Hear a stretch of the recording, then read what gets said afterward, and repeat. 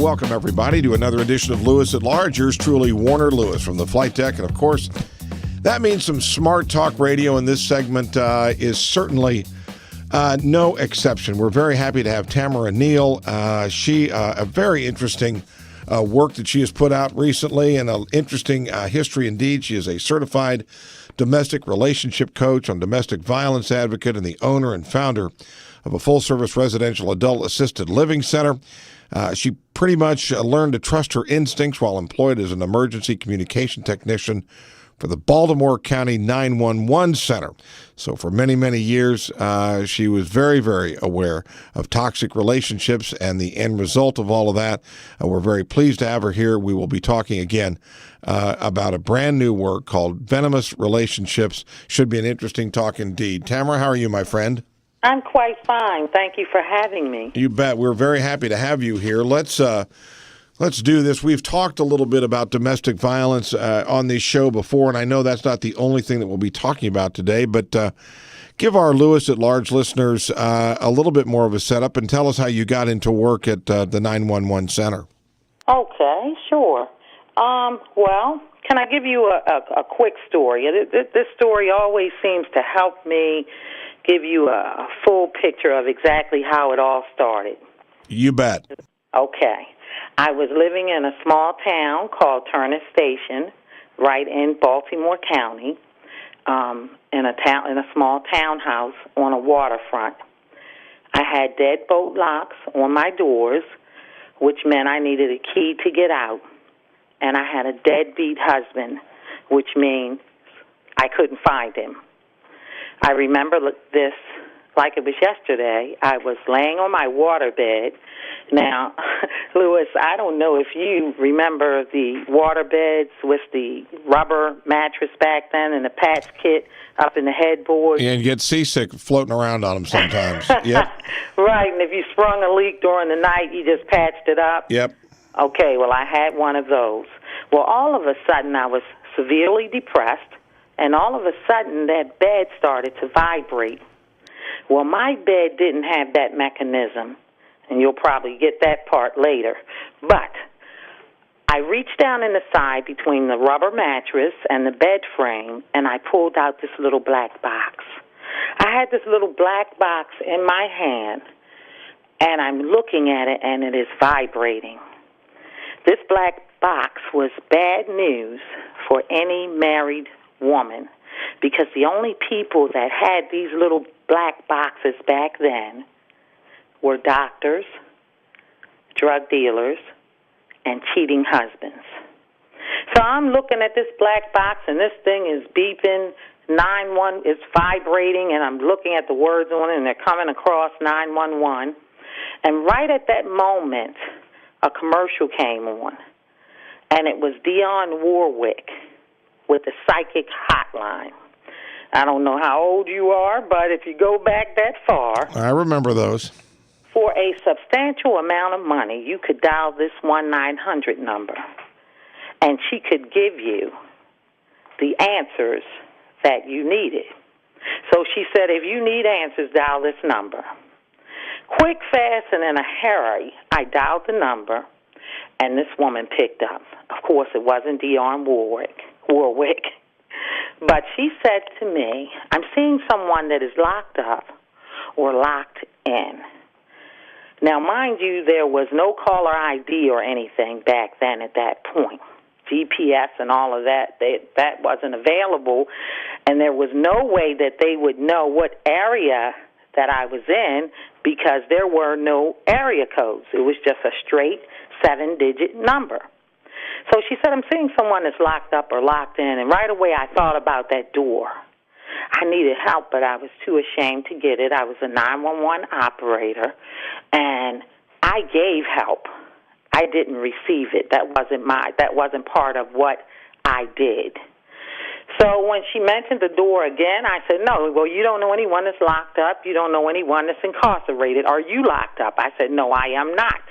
She said, well, I'm going to have to transfer you to someone else because I'm picking up this vibe too strong. But before I do, I'm going to tell you something that I don't normally tell people. the marriage that you're in, it is not going to last. But you are going to go on, and you're going to write a woman's book, and that book is going to help women around the world. Lewis, I felt like a soldier receiving my orders because I had been writing my whole life. I knew I had something to do, but I didn't know exactly what I was supposed to do as far as my writing was concerned. Right. So from there, phone call ends, and then what happens to you? Take us from there. So the phone call ends. And lo and behold, I don't even think it was 3 months later that marriage came to an end. And that was a very abusive marriage. But I want to share with you that when you're working in a position like I was as a 911 operator, and you live in the same jurisdiction that you work in, to dial 911 and call your coworkers, that was what that meant, and tell them that you're having problems at home and to send someone out. So that was a large part of my silence. So that kept me sort of, trapped in the relationship. If you just joined us, yours truly, Warner Lewis from the flight deck of Lewis at Large Radio, talking to Tamara O'Neal. She's a certified domestic relationship coach and domestic violence advocate. She is also the author of Venomous Relationships, Learn How to Avoid Common Relationship Bloopers. And we are talking to her about that and her career at 911. So continue. Okay. So to jump in just a little bit further, I knew now, I had this book in me. I knew what I was going to do. I was going through a separation, and at this point I was going through a separation. I would sit there, and in between my 911 calls, I would work on the book. Because in between 911 calls, operators do different things to keep their minds occupied, such as crochet, Afghan, so on and so forth. But while doing this, I was forced to deal with other women who were suffering from domestic violence. Domestic violence has a time. It has a schedule almost. It almost seems like everything, which is another book, that occurred in the 911 center occurred at certain times. Like at, just for instance, like at 5 a.m. At 5 a.m., you have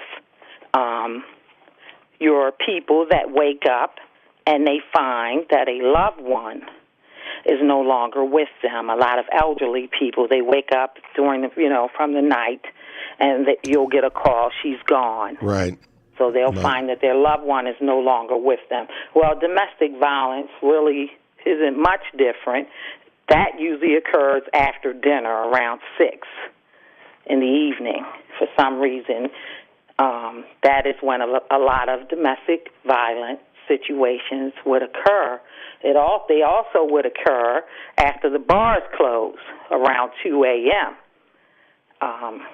for reasons that, who knows. But with that being said, I sat there for many years and I tried to figure out what would this book look like, and I ended up in another toxic relationship. To make a long story short, before I was able, it took me about 20 years to put Venomous Relationships together, because during that course of time, I had to attend the School of Hard Knocks, go through several failed relationships, witness hundreds of domestic violent situations where I was the only help available on the other end of the line. I can vividly tell you about this one call where this woman was being raped repeatedly while she was trying to get ready for work. She called, she screamed in the phone, "I need help. He's raping, my husband's raping me." She laid the phone down, and then you would hear all this noise in the background. You would hear her come back to the phone. Then you'd hear him throw her back on the bed again. So I not only lived it in my life, I lived it at work. And it wasn't until I fumbled with pencil and paper for many years. I fumbled with the pencil and paper until the computer came along. And at that point, the new relationship threw the computer down the steps trying to kill the book. But it wasn't until I came full circle, ran back into my first boyfriend and the guy that I went to the prom with, that I was able to finish the book. Well, there's no question that certain women have an absolute, there's a relationship between the people that they pick out, and many of them, it seems like anyway, tell me if I'm wrong, that these destructive relationships are a pattern for certain women. Lewis, you are exactly right. And that is what I teach women in my book.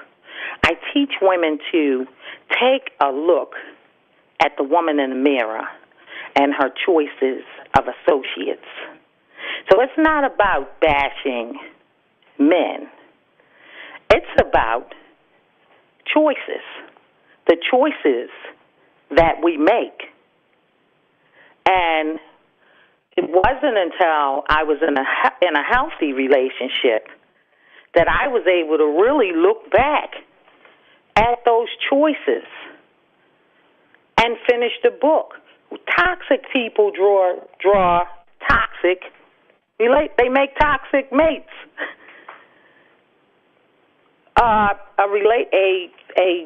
A person that's suffering from a toxic relationship or in a domestic violence situation, they're suffering from an addiction. They're addicted to the drama, the trauma. It's just like any drug. Do you think that we know that the recognition of this issue is greater? Are more and more people coming forward to help? And what, I guess, which means I would assume at some point more and more women are hitting some kind of a rock bottom. Well, I think now that women are more self-sufficient, that they're able to actually break those chains. A lot of people, they're afraid to venture out on their own because in many cases the doors weren't open for them to be sufficient in supporting themselves. Pride is a large issue for successful women. A lot of women that are successful in many areas of their life have a very difficult time admitting even to their self that they're in a failed relationship. So they'll keep that failed relationship a secret, and they'll try to endure it and try to make this thing work because they don't deal well with acknowledging the truth. So, when you, I'm curious as to their friends that are around you. Did you ever think about writing as a pen name, or did you want your story, as difficult as it was, to come out and be as candid as you were? Well, what the book is, Venomous Relationship, is not just my story. I have like 10 different scenarios in that book. And afterwards, I have like a Let's Talk section. So it's not particularly, all of the stories are not mine. All of the stories are true. The names were changed to protect the people who Sure. were involved in the stories. But no, at the time that I was writing it, as I said earlier, I was completing a mission. I had no idea where it would go. I did it solely to help women around the world, and that's my hope. What kind of reception are you getting from other counseling sessions and women's groups, etc.? Okay, women's groups love the book. I do lots of women's expos, but you know what has truly been amazing about this whole thing with the book? My first book was the world's top 10 worst men for women guide. And you know who really received that book well and love it? Men. Because they can identify, or now, why is that? I'll go to book fairs and book events, and men will walk over. A lot of women, they'll giggle, they'll laugh. You have some women that'll say, I talk to all of them. I know all those guys. But men will come over, and they'll buy not one book, not two. They'll buy 4 or 5 books. You know what? I'm going to get this for my daughters. Or you know what? I know somebody that needs this book. Or they'll get it for their ex because they don't appreciate her choice. Because, see, the book shines a good light on a good guy. And I'm sure you know, that becoming a man is a process. So it's not like there's any monsters in the book. There are people in the book that are doing people things.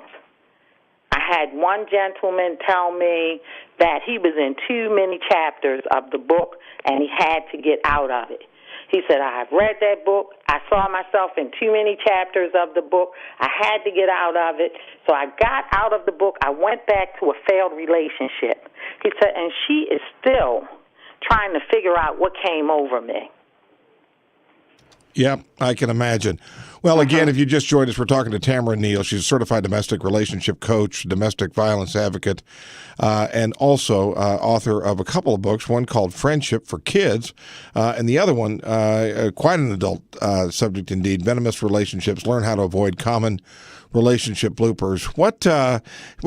You are now currently very happily married, kids, grandkids, etc. Tell us about meeting your current husband and tell us how that evolved. Okay, well, what happened was I had ended my final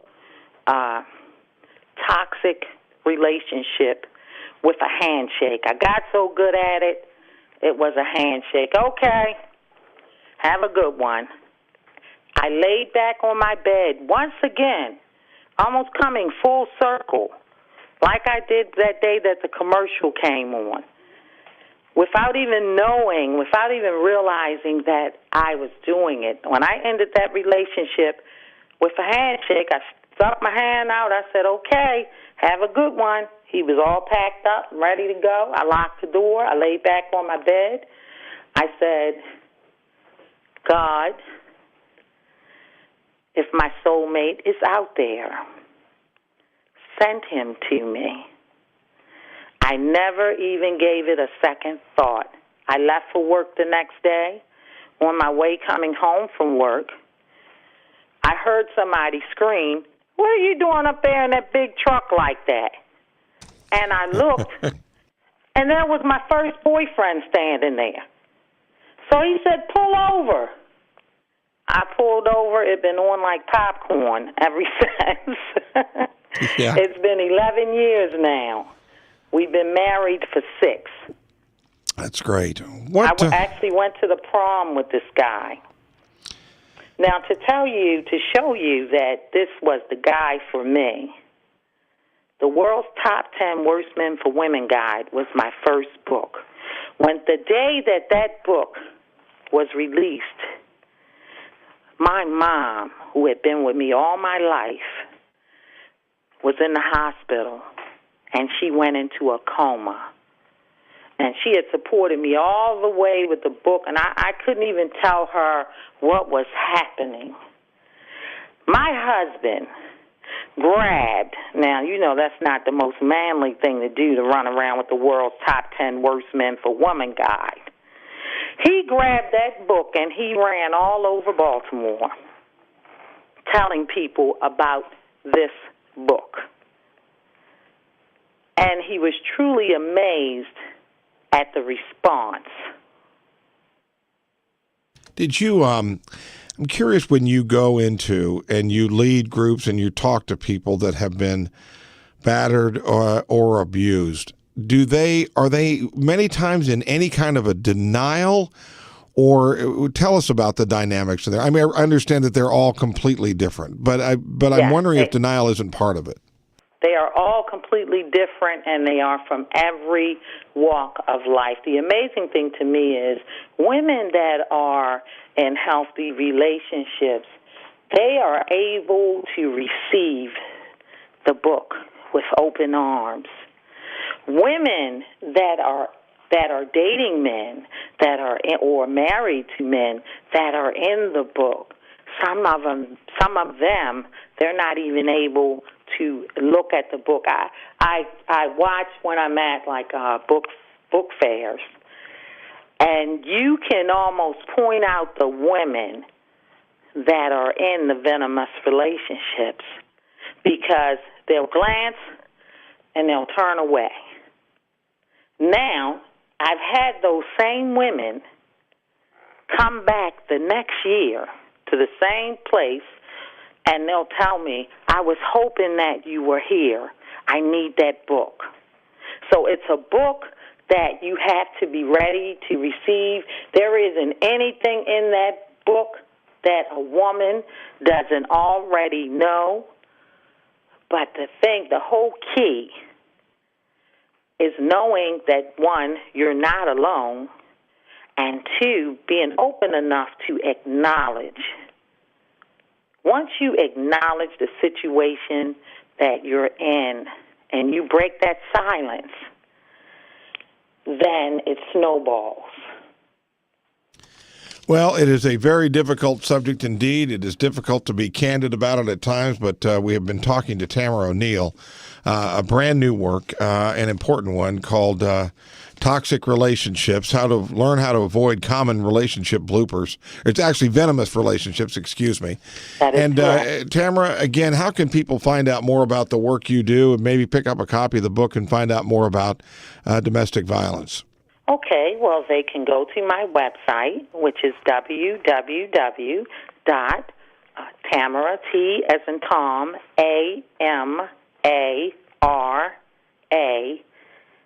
Neal, Neal.com, or they can Google my name, which is Tamara, also pronounced Tamar, T as in Tom, A-M-A-R-A,